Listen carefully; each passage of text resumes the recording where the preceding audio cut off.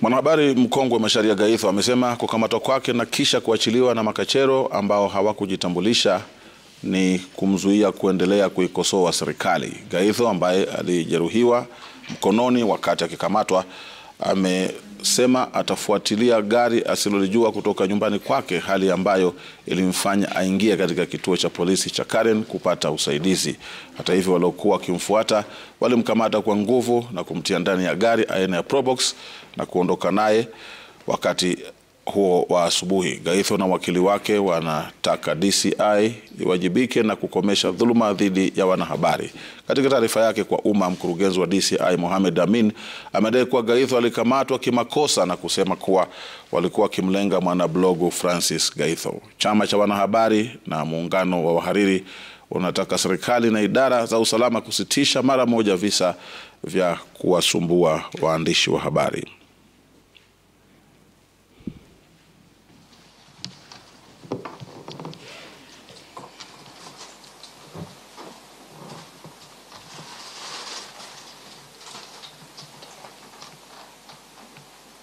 Thank you very much. Kenyans spoke when they made the new constitution that there must be a civilian oversight on the role of the police. And Kenyans created IPOA as a constitutional independent office to be able to look at any complaints the civilians will have while coming in contact with the Kenya police. My client, Mr. Gaitho, and in totality, my clients, the media, are aggrieved that one of their own was trailed from his home by people who looked suspicious.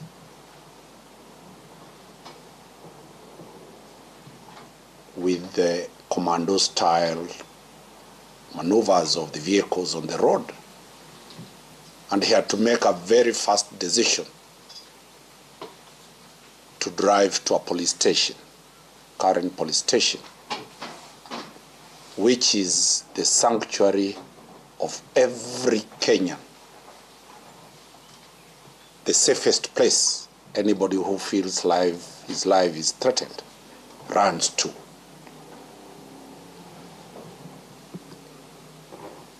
Still, the police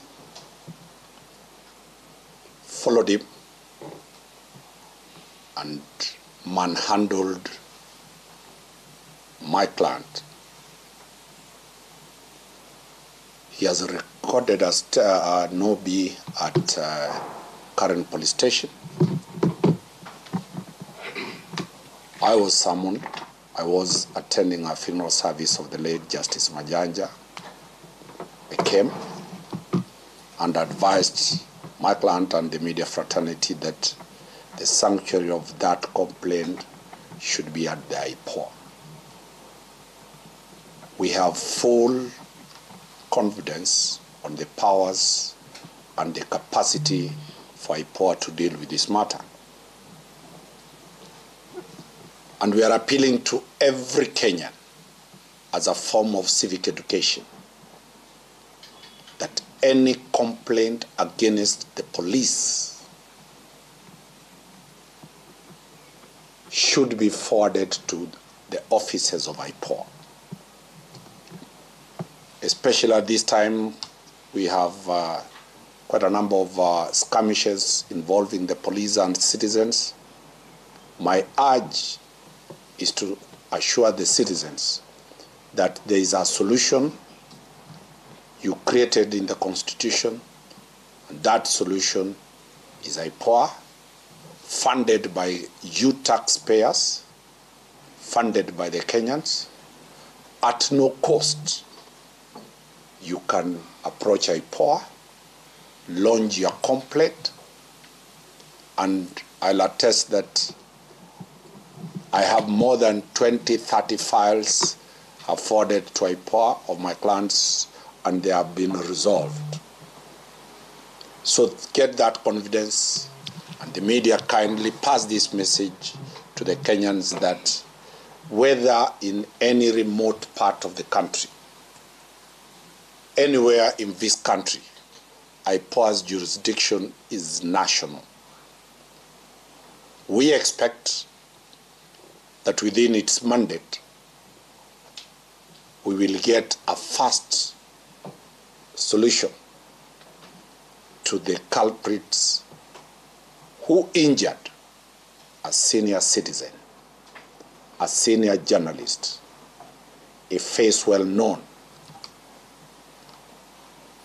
The police on their official Twitter handle are saying they mistook, it was a mistaken identity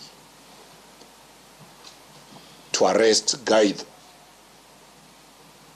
Our complaint, Madam Chair, is not only on the mistaken identity, whether it was the proper Gaitho, the manner in which the arrest was conducted. My client, Madam Chair, has injuries, very grave injuries, that we will be showing IPOA. The manner of arrest, the type of force that was applied to somebody who is in a car in a police station did not warrant such type of brute force. The Kenya police then, as a force, Kenyan said it should turn to be a service. And we have the full trust that with IPOA's intervention, the service that Kenyans expected the police to be will be attained. We believe that this will be the turning point for changing the police to do what the law provides for them to do.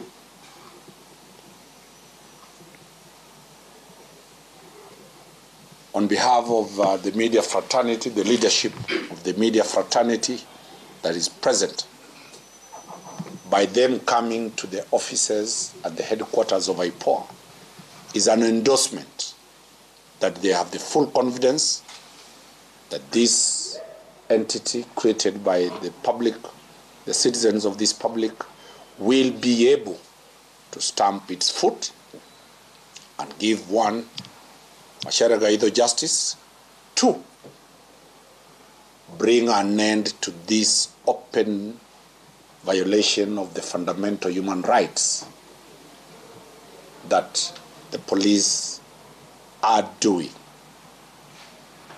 We are not saying the police are guilty.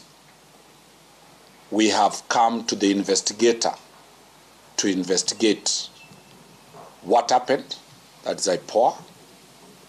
If indeed violations were done, as we have shown the grievous bodily harm occasioned on our client, then the file to be forwarded to the Director of Public Prosecution urgently, because this is a matter of national interest.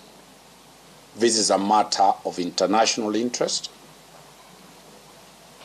We shall be moving, if I'm instructed by the leadership of the media fraternity, to issue a strike notice for demonstration in regard to the number of journalists who have been injured in the whole country.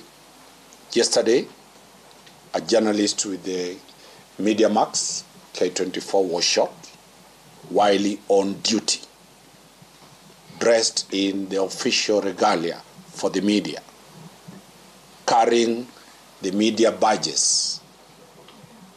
That cannot go unpunished. We shall also be launching that complaint shortly, and very many complaints from the media that the people who are the fourth estate have faced the wrath of the police. So we shall not only be reporting one matter. The leadership of the Media Council, the Editors Guild and the others will be putting a claim to you. It is our onerous task that we are brought before you, but we have confidence that you will be able to solve this problem on behalf of the 55 million Kenyans who depend on the media to know exactly where their country is going, what the country wants to do, and what is the solution for the country. Thank you very much. Unless the media personality, the president, can also say one word. Maybe before we allow them allow questions, we can hear the compliment.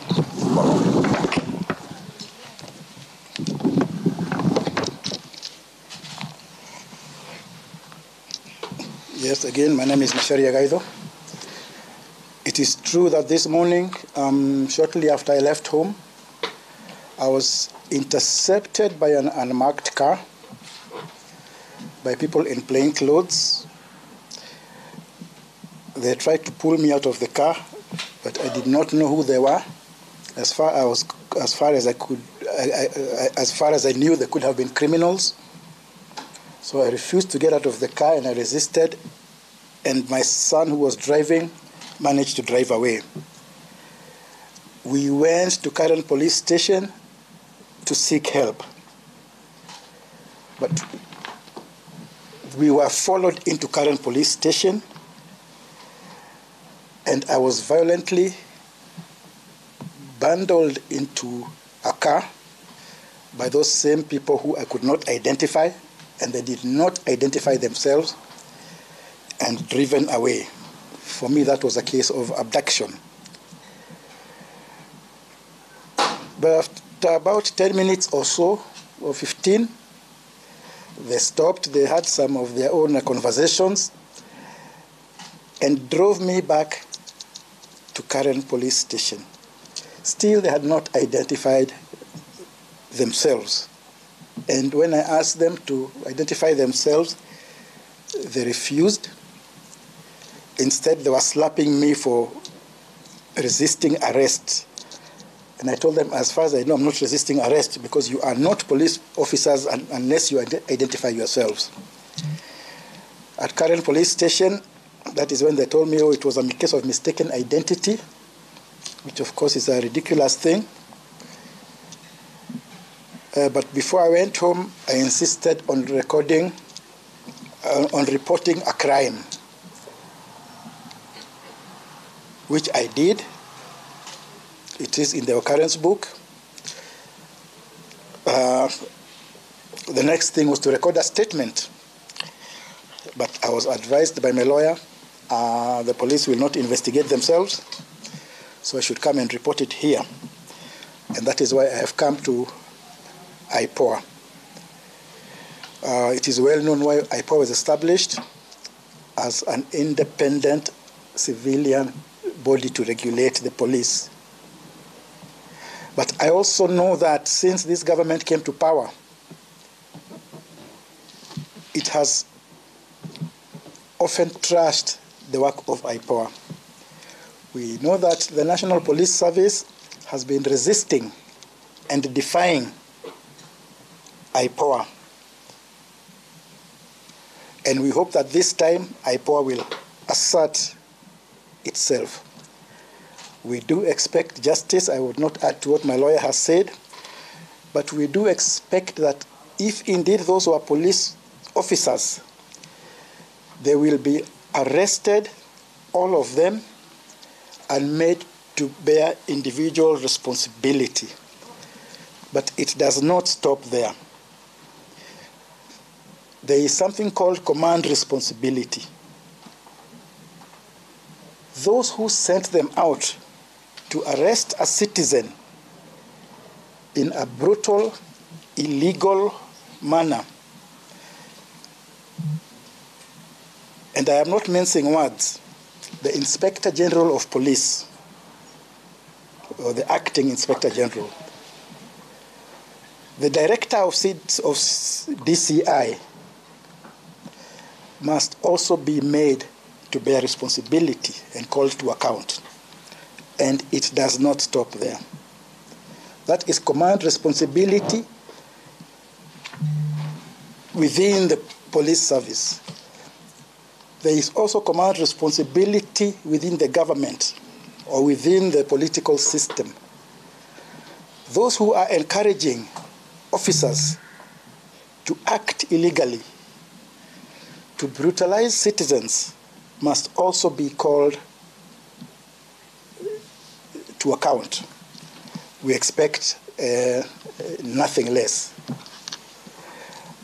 Finally, I would just like to thank those who rallied to my support. First of all, my family. Because if they had not raised the alarm in good time, I don't know where those people would have taken me. We have heard of people being abducted illegally and not seen again, or bodies found in quarries. My family did a great job raising the alarm from the moment it happened and recording.